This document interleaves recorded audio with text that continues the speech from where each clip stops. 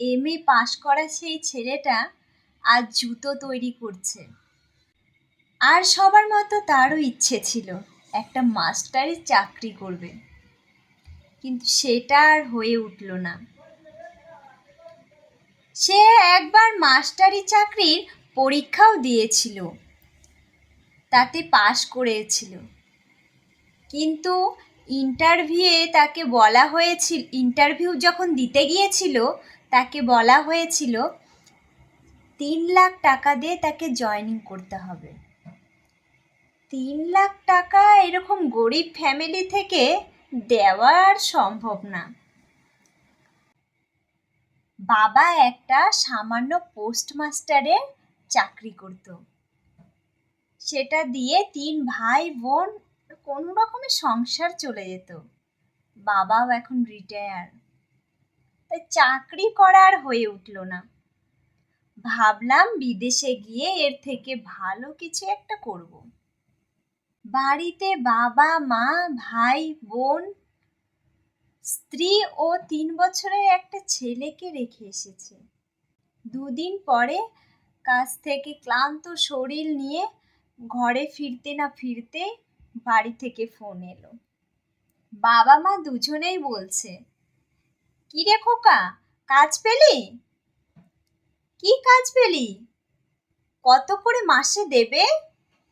এইদিকে পাশ থেকে ছুটকি আনন্দের সঙ্গে বলে উঠল, বড়দা, প্রথম মাসের মাইনে পেলে কিন্তু আমার কলেজের ফিসটা ভরে দিতে ভুলিস না। এইসব শুনে আমি অবাক হয়ে গেলাম। অবাক হয়ে ফোনটা কেটে দিলাম। আমার আসা 2 দিন হলো, তাতেই সবার কত চাহিদা। আমি কি টাকা তৈরি করার একটা মেশিন নাকি?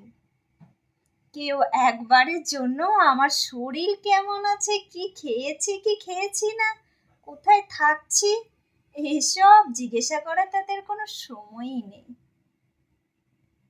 এইসব ভাবতে ভাবতে ডাক পড়লো, কিরে নবীন, খেতে আয়। আমার মতোই অনেক নবীন এখানে থাকে, কাজের সূত্রে এখানে একসঙ্গে সবাই থাকি।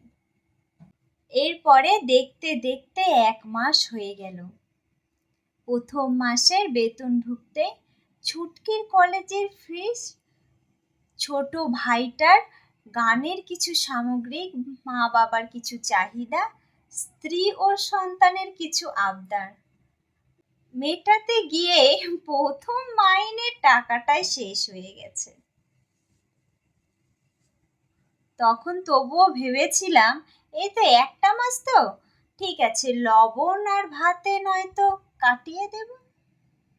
কিন্তু মাসের পর মাস, দিনের পর দিন যায়, কিন্তু লবণ ভাতের চেয়ে আর বেশি কিছু জোগাড় করতে পারি না নিজের জন্য।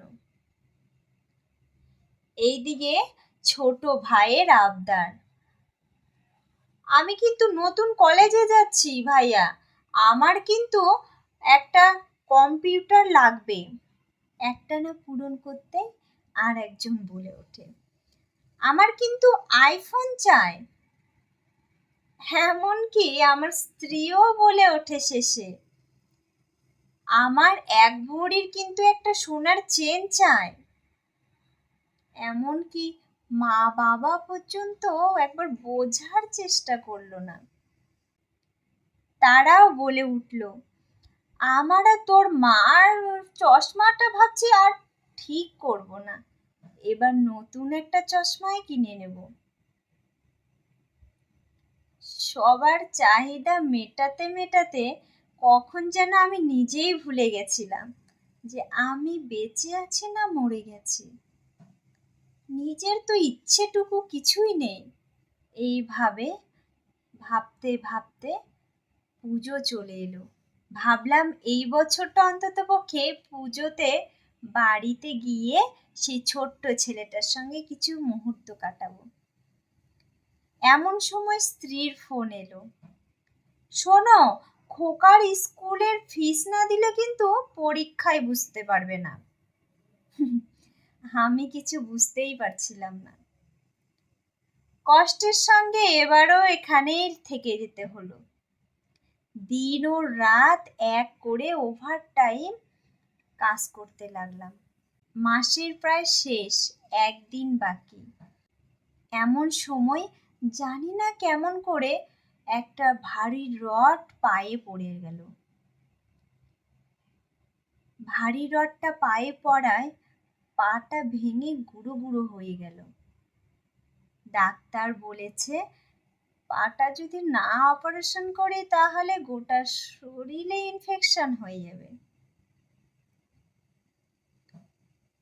কোম্পানিতে এসে মালিককে বলে সেই মাসের টাকাটা নিয়ে ছেলের স্কুলের ফিসটা ভরে দিই।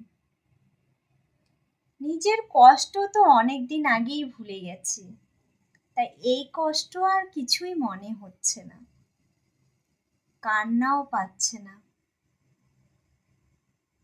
আমি তো একটা মেশিন অনেকদিন আগেই হয়ে গেছি, টাকা তৈরি করার মেশিন।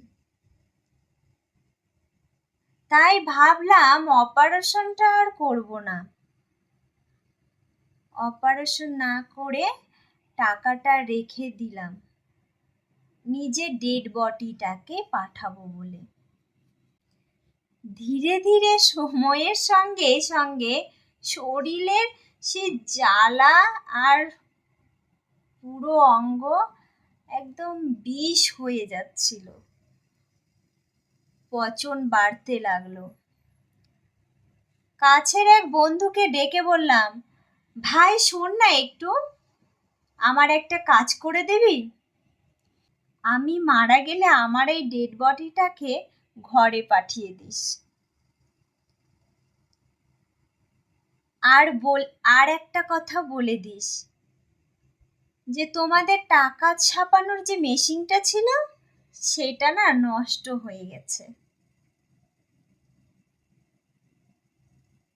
আমি একটাই কথা সবাইকে বলতে চাই যে যে মানুষটা আপনাদের প্রত্যেকের জন্য এত পরিশ্রম করছে, অন্ততপক্ষে তাকে একটু গুরুত্ব দিন। যে আপনার জন্য, আপনার সুখের জন্য, আপনার চাহিদা মেটাচ্ছে, যে দিনের পর দিন বিদেশে পড়ে সে অনেক কাজ করে আপনাদের জন্য মুখে হাসি ফোটানোর জন্য রোজগার করছে, কিন্তু আপনারা একবারও জিজ্ঞাসা করছেন না সে খেয়েছে কি না, সেই মানুষটা কোথায় থাকছে, কি করছে, তার মনের খবর একবারও কেউ জানতে চাইছেন না। তো দয়া করে এমনটা করবেন না।